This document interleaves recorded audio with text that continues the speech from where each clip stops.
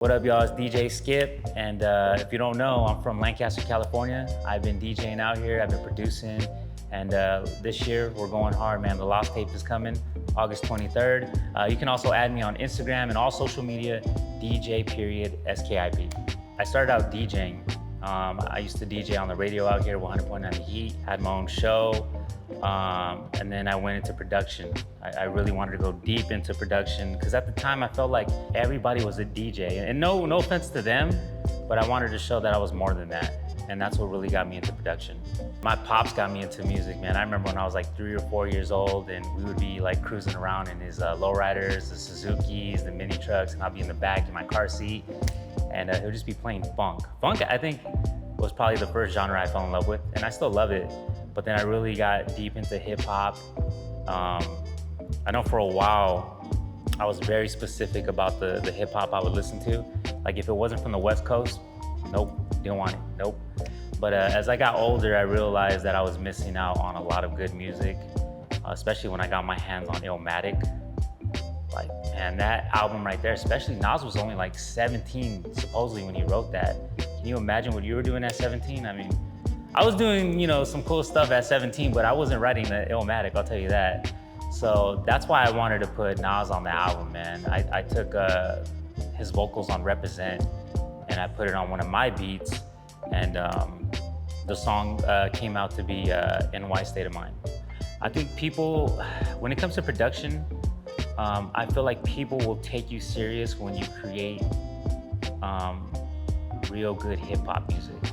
Like, don't get me wrong, there's nothing wrong with trap, there's nothing wrong with the stuff that you hear on radio, but when you find those albums like 36 Chambers and like Illmatic and not even boom bap, like Doggy Style and The Chronic, you're like, yo, like Dr. Dre, he solidifies himself as like the greatest with stuff like that, So with this project, I wanted people to see that I can also do it too, and that's what I did. I literally took drums from this record, and I'll take vocals from this record, and I'll just mix them together and create something. And I think people are really gonna respect that. I mean, this year I did EDM, funk, R&B, and this is hip hop. And then in November, I'm coming out with a lo-fi album, where it's like straight up just instrumentals, something that you could play like while you're studying or working on something. So I got that covered as well. I know, I don't know if you guys know, but shout out to Conductor Williams. Right now, he's one of my favorite producers. He's done stuff with Drake recently, but he worked with Griselda, West Side Gun. But he had a really a dope statement. He said that producers sometimes make beats for other producers to impress them, and it shouldn't be like that.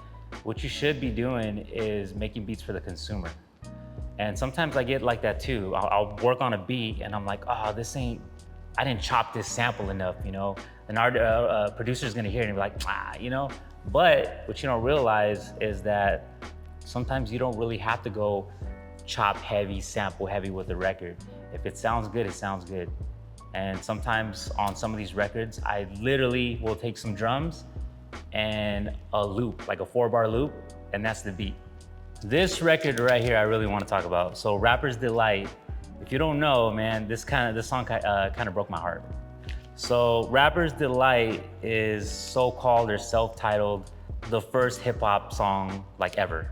That's what they, name it as or title it as.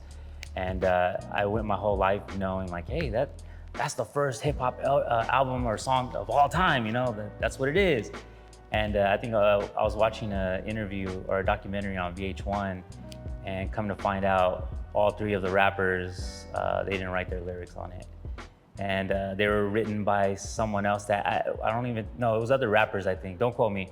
But all the stuff that they're talking about in the song, they didn't write it. And even in the track, I think the guy's rapping and he's saying his name, and it's another guy's name. It's not even his name, so that broke my heart, man, as a hip hop enthusiast. But yeah, I mean, it's still one of the greatest hip hop albums of all time, and like I said, it's regarded as the first one, or at least the first mainstream one. But yeah, that definitely broke my heart. I want to work with whoever wants to work with me. There's a lot of artists out there that I want to work with, like Desi Hollow. I really want to work with Desi, man.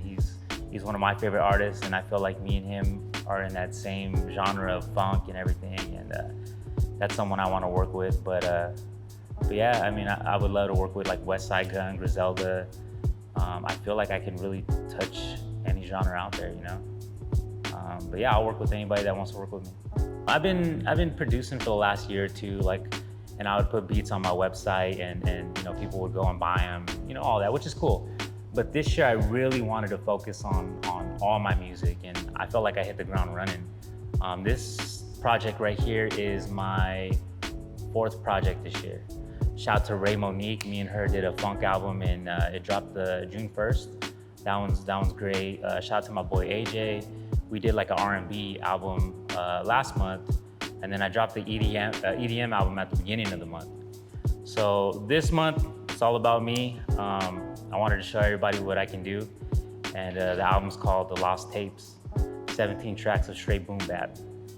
Heavily influenced by jazz, and I just took some of my favorite verses of all time, and also verses that kind of just fit with, like, sometimes I'm just, you know, working on the song, and I'm like, oh, that's a Larry June beat right there. Oh, that's Ice Cube right there. So it doesn't have to be like the greatest verse of all time, but I just knew it worked with that beat. So that's what you can hear on this album.